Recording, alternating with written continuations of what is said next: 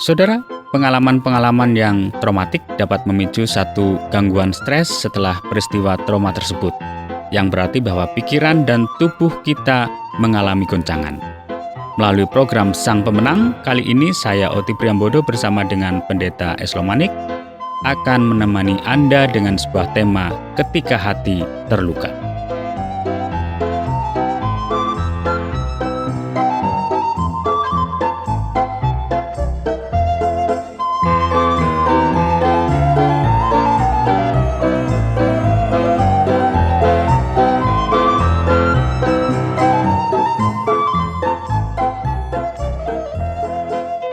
Ya, apa kabar Pak Pendeta Manik?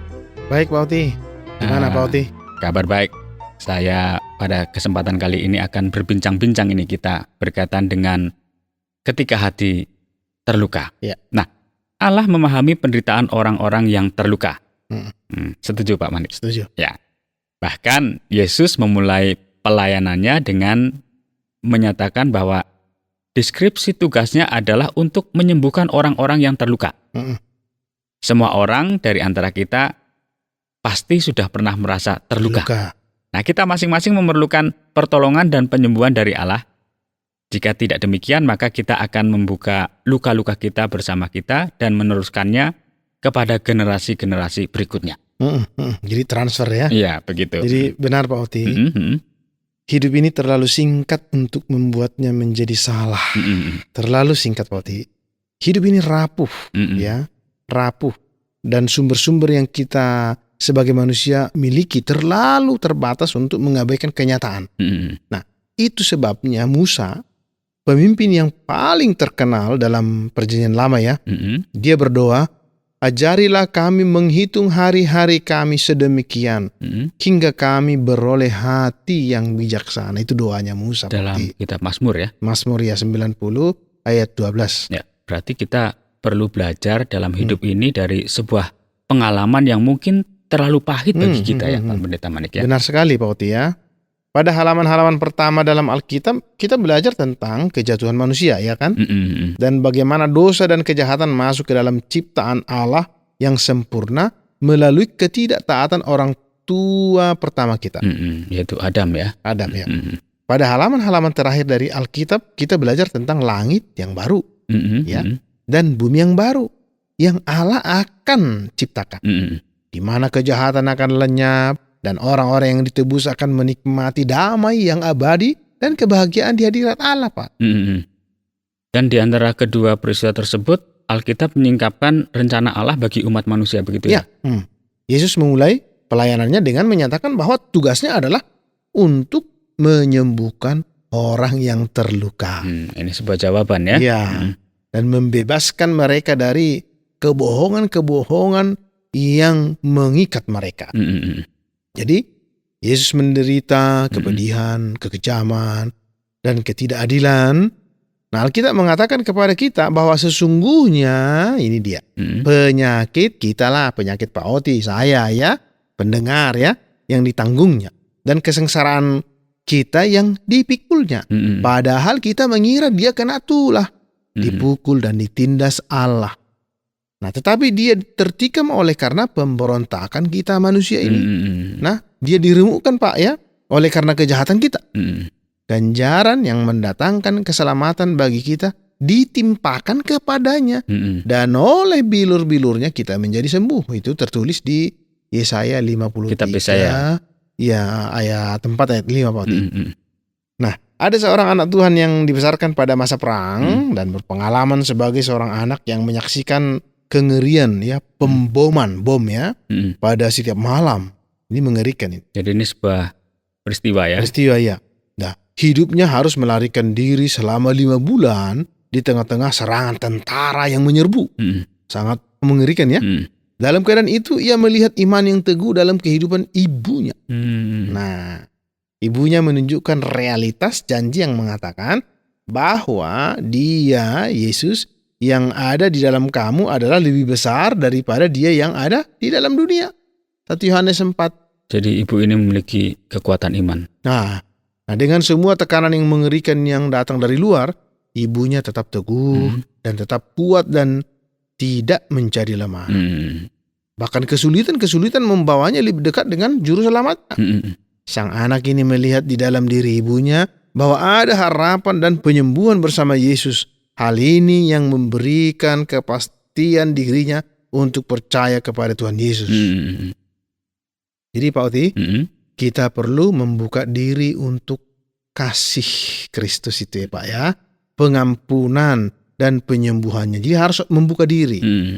Yesus mampu menyelamatkan. Dia mengerti.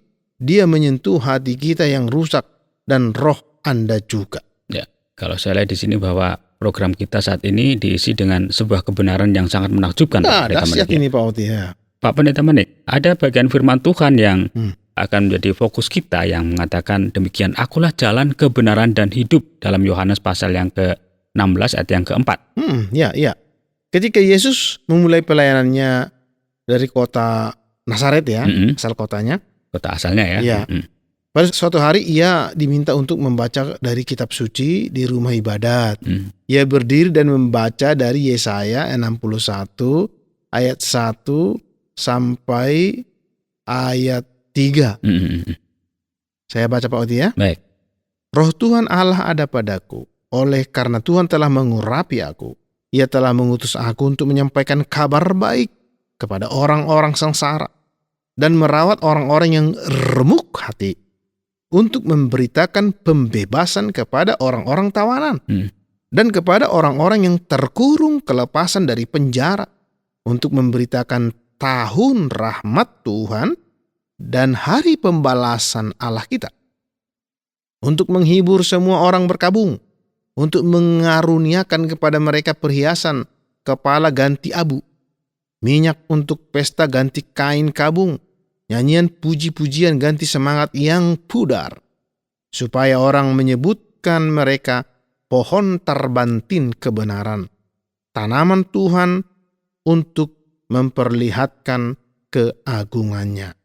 Nah, setelah pembacaan bagian ini, Yesus menutup gulungan kitab itu dan kemudian ia membuat mereka yang hadir menjadi takjub dengan mengatakan, pada hari ini genaplah nas ini. Langsung dikatakan demikian ya. Nah, 400 tahun sebelumnya Nabi telah memberikan deskripsi tugas untuk Mesias. Dan Yesus adalah Mesias yang datang untuk menyelamatkan umatnya Pak.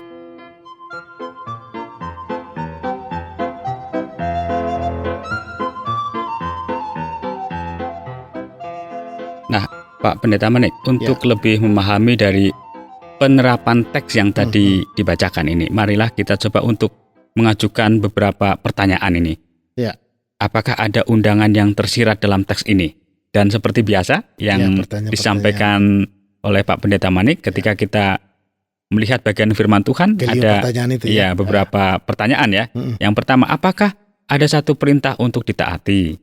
Dan yang kedua, apakah ada satu janji untuk diklaim? Ketiga, apakah ada satu dosa untuk dihindari? Ya. Dan keempat, apakah ada satu aplikasi yang harus diterapkan dalam kehidupan kita? Dan terakhir, apakah ada sesuatu yang baru yang dapat kita pelajari tentang Allah? Ya.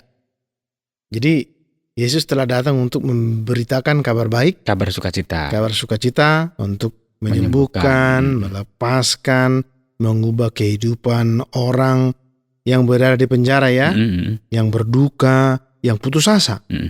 Ia membawa tawaran yang luar biasa untuk kita semua pada hari ini.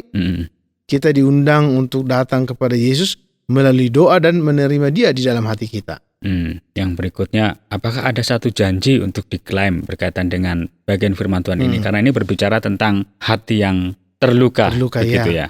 Nah, Allah telah menetapkan Yesus untuk membawa kepada kita setiap hal dari janji-janji yang luar biasa, dari kabar baik, penyembuhan dan pemulihan. Jadi ada janji penyembuhan dan janji pemulihan melalui Tuhan Yesus begitu ya. Amin. Nah, berikut, apakah ada satu dosa memang yang harus dihindari berkaitan dengan bagian ini? Ya, saya dapat melihat satu dosa untuk dihindari, dosa pembenaran diri sendiri dan ketidakpercayaan yang diperbuat oleh orang Farisi. ketika mereka menolak tawaran Yesus yang menakjubkan ini. Berikut, apakah ada satu aplikasi yang perlu diterapkan dalam bagian ini? Ya tentu Pak ya. Kita semua telah terluka. Ya. Dan kita semua memerlukan sentuhan penyembuhan dari Yesus. Amin. Nah, bagi Dia ukuran luka kita tidak menjadi masalah. Dia mampu menyembuhkan dan mengembalikan kita ketika kita dengan rendah hati meminta Dia untuk melakukannya. Ya, puji Tuhan ya. Amin. Yang berikut Pak, apakah ada sesuatu yang kita dapat pelajaran dari dalamnya berkaitan dengan Allah yang kita baca tadi? Ya, hal yang sangat luar biasa untuk kita pikirkan ialah bahwa dalam luka-luka kita, dalam rasa bersalah dan rasa malu kita, Allah datang kepada kita. Ya, Allah, Yesus mengajak kita semua. Marilah kepadaku semua yang letih lesu dan berbeban berat. Aku akan memberi kelegaan kepadamu. Pikullah, gandar di sini gandar ya. Pikullah yang kupasang dan belajarlah kepadaku, karena aku lemah lembut dan rendah hati, dan jiwamu akan mendapat ketenangan. Sebab kuk atau gandar yang kupasang itu menyenangkan dan bebanku pun ringan. Ini sesuatu yang menarik sekali Pak Pendeta Manik. Ya. Karena ketika kita merasa bahwa hidup kita terluka, ketika kita merasa bahwa hidup kita berada di dalam sebuah pengalaman-pengalaman pahit, ya. Tetapi firman Tuhan kembali menguatkan kita. Amin. Bahkan Tuhan Yesus sendiri mengatakan, marilah kepadaku semua yang letih lesu dan berbeban berat. Ya. Ada sebuah ajakan ya.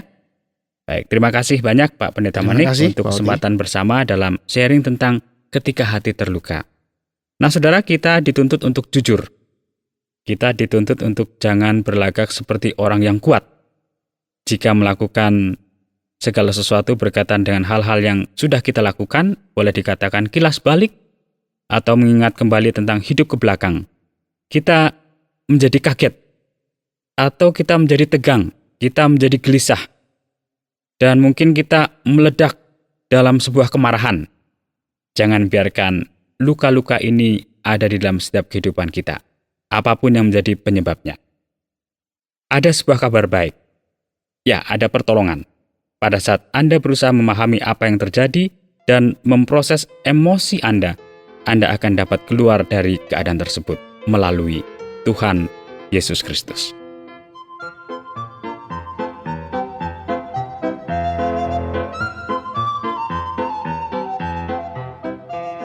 Saudara, tiba saatnya saya mohon pamit dari hadapan Anda. Harapan saya Anda beroleh manfaat dari apa yang kami sajikan.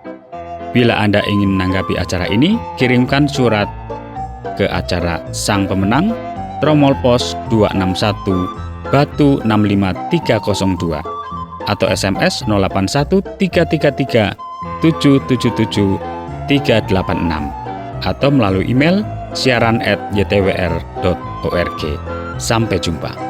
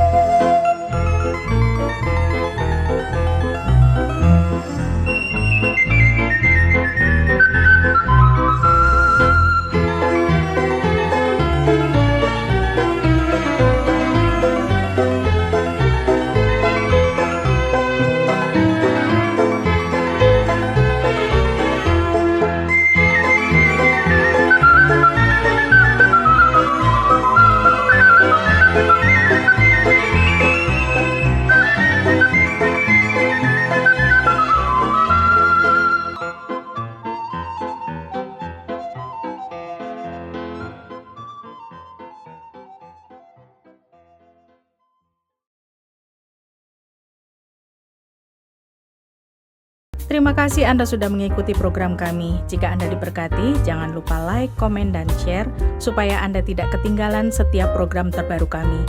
Jangan lupa juga untuk subscribe channelnya dan nyalakan loncengnya. Jika Anda ingin mendukung pelayanan kami, bisa melalui rekening kami berikut ini atau menghubungi kami di sini.